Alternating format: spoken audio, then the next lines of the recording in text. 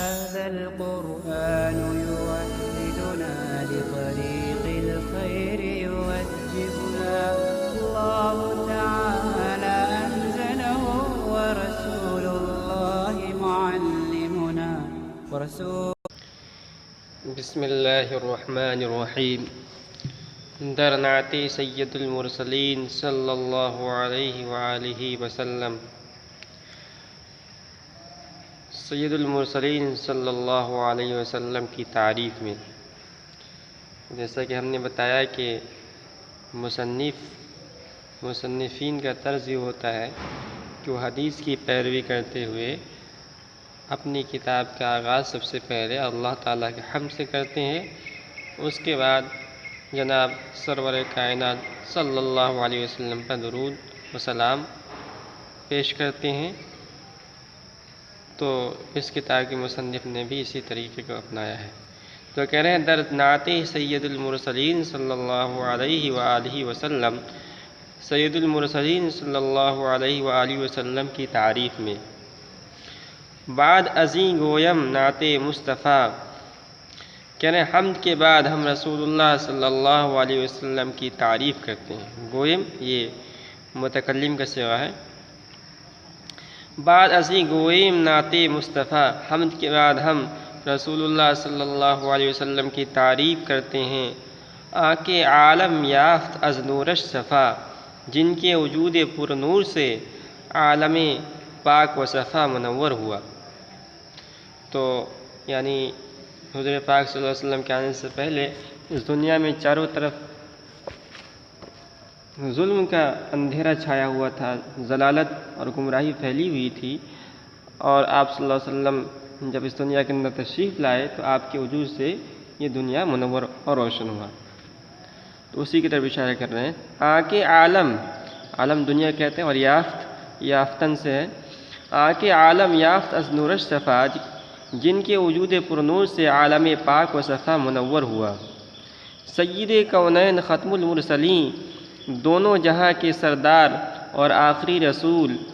آخر آمد بود فخر الاولین، آخر میں پچھلے انبیاء کے لیے باعث فخر بن کر تشریف لائے. تو آخر آمد بود فخر الاولین، آخر میں پچھلے انبیاء کے لیے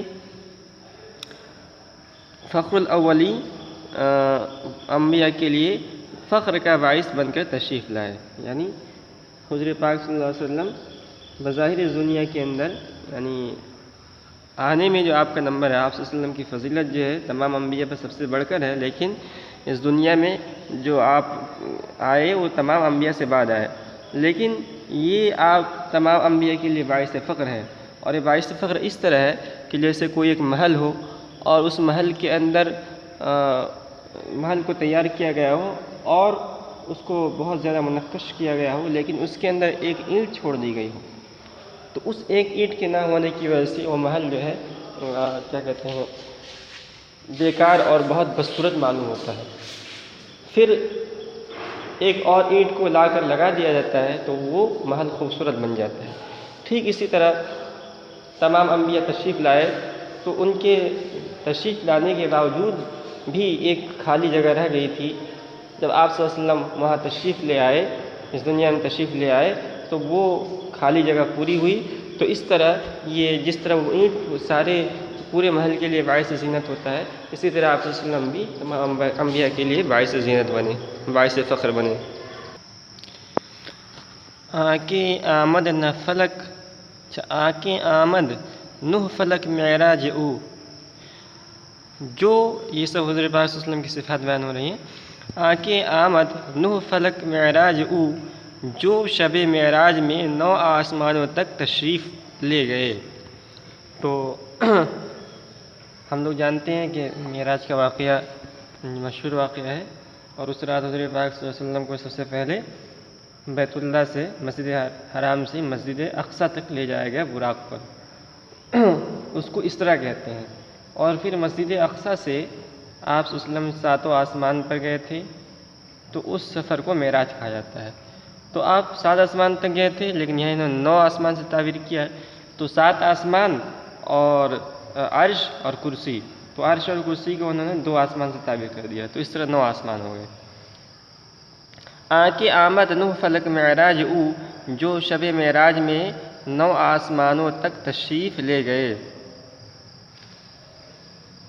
انبیاء و اولیاء محتاج او، انبیاء اور اولیاء آپ کے نیاز مند ہیں۔ تو آگے اور کچھ صفات کے بیان ہے آپ صلی اللہ علیہ وسلم کی۔ شد وجودش رحمت للعالمین، مسجد او شد ہمہ روئے زمین۔ شد وجودش آپ کا وجود، شد وجودش رحمت للعالمین، آپ کا وجود مبارک عالم کے لیے باعث رحمت ہوا۔ یعنی قرآن کے اندر بھی وما ارسلناک الا رحمت للعالمین، آپ تمام دنیا کے لیے رحمت بنا کر بھیجے گئے، اسی کو تعبیر کیا ہوا ہے۔ شد وجودش رحمت للعالمین، آپ کا وجود مبارک عالم کے لیے باعث رحمت ہوا۔ مسجد او شد ہمہ روئے زمین، آپ کے لیے ساری زمین مسجد بن گئی۔ یہ بھی ایک حدیث کے اندر آیا ہے کہ جعلت لی الارض مسجدا وطہورا، یعنی امت محمدیہ کو کچھ خصوصیت جو دیگر امتوں پر دی گئی ہے، ان میں سے ایک یہ ہے کہ آپ کی اس امت محمدیہ کے لیے سارے کے سارے زمین کو مسجد بنا دیا گیا، یعنی کہیں بھی آدمی نماز پڑھ سکتا ہے، عبادت کر سکتا ہے۔ اس سے پہلے امتوں کے لیے تھا کہ کہیں بھی یعنی وہ نماز نہیں پڑھ سکتے تھے، عبادت نہیں کر سکتے تھے، ان کے لیے خاص جو ان کا گھر ہوتا تھا، یعنی عبادت کا گھر ہوتا تھا، جیسے گرجا ہے، تو وہیں جا کر عبادت کرنی ہوتی۔ کوئی آدمی جا رہا ہے راستے کے اندر، جنگل کے اندر، عبادت کا وقت ہو گیا تو وہاں عبادت نہیں کر سکتا تھا، بلکہ اس کو جو مسجد بنائی گئی ہے یا جو عبادت خانہ بنایا گیا اسی میں جا کر عبادت کرنی پڑے گی۔ لیکن اللہ نے اس امت کو فضل دی ہے کہ یہ کہیں بھی نماز پڑھ سکتی ہے، عبادت کر سکتی ہے۔ 100,000 رحمتیں جاں آفریں، اللہ تعالیٰ کی ہزاروں رحمتیں ہوں بر وے و بر آلی پاک طاہرین، آپ پر اور آپ کی آل و اولاد پر، اور آپ کی پاک آل و اولاد پر۔ آنکہ شد یارش ابو بکر و عمر، اب آپ کے کچھ جو صحابہ تھے ان کا ذکر ہے، خاص طور پر خلفائے اربعہ کا۔ آنکہ شد یارش ابو بکر و عمر، وہ ذات مبارک کہ آپ کے رفیق حضرت ابو بکر و عمر ہوئے۔ شد یارش، یار کے معنی دوست کہتے ہیں، رفیق کہتے ہیں۔ آنکہ شد یارش ابو بکر و عمر، وہ ذات مبارک کہ آپ کے رفیق حضرت ابو بکر و عمر ہوئے۔ اثر انگشت او شق شد قمر، آپ کی انگلی کے اشارے سے، اثر انگشت او، آپ کی انگلی کے اشارے سے، شق شد قمر، چاند کے 2 ٹکڑے ہو گئے۔ یہ مشہور واقعہ ہم لوگ جانتے ہیں، معجزہ شق القمر جس کو کہا جاتا ہے۔ آپ صلی اللہ علیہ وسلم نے کفار مکہ کی فرمائش پر چاند کی طرف اشارہ کیا اور چاند کے 2 ٹکڑے کر دیے تھے، اسی کی طرف اشارہ ہے۔ آیا کہ اورا رفیق غار بود، ان دونوں میں سے ایک غار کے ساتھی تھے۔ آیا کہ او رفیق غار بود، ان دونوں میں سے، یعنی ابو بکر عمر میں سے ایک آپ کے غار کے ساتھی تھے، یعنی ہجرت کے سفر میں غار میں آپ کے ساتھ تھے، غار ثور کے اندر آپ کے ساتھ تھے، وہ حضرت ابو بکر صدیق رضی اللہ تعالیٰ عنہ تھے۔ وہاں دیگر لشکر کش ابرار بود، اور دوسرے یعنی حضرت عمر نیکیوں کے سردار تھے۔ تو وہاں دیگر لشکر کش ابرار بود، اور دوسرے یعنی حضرت عمر نیکیوں کے سردار تھے۔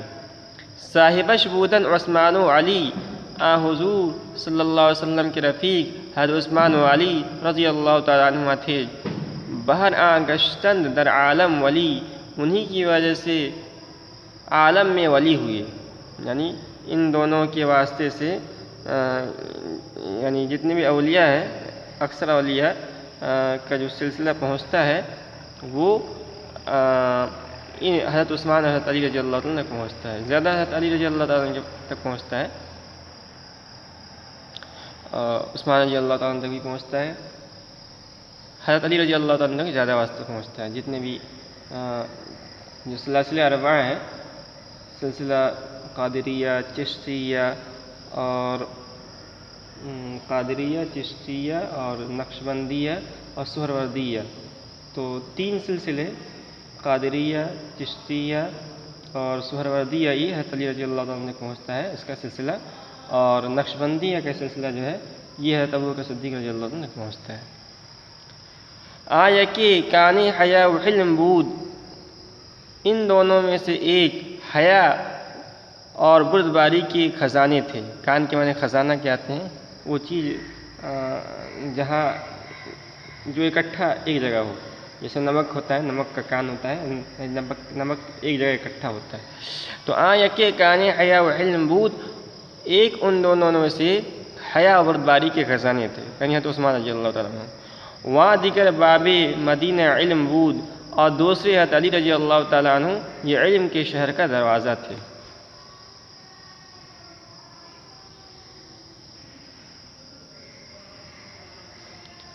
رسول حق کے خیر الناس بود، وہ رسول برحق جو لوگوں میں سب سے بہتر تھے۔ عم پاکش حمزہ و عباس بود، آپ کے چچا حضرت حمزہ اور حضرت عباس رضی اللہ تعالیٰ عنہ تھے۔ ہر دم ازما صد درود و صد سلام، ہماری طرف سے ہر وقت سینکڑوں درود و سلام۔ بر رسول و آل و اصحابش تمام، رسول اللہ صلی اللہ علیہ وسلم اور آپ کی آل و اصحاب سب پر۔ تو اس طرح انہوں نے اس میں تمام حضور پاک صلی اللہ علیہ وسلم کی پر ان کی درود و سلام بھیجا، اور آپ کے پاک جو صحابہ تھے ان پر بھی درود و سلام کا نذرانہ پیش کیا، اور یہ سلسلہ ختم ہوا، اور اگلے سبق کے اندر ائمہ دین کی فضیلت بیان کریں گے۔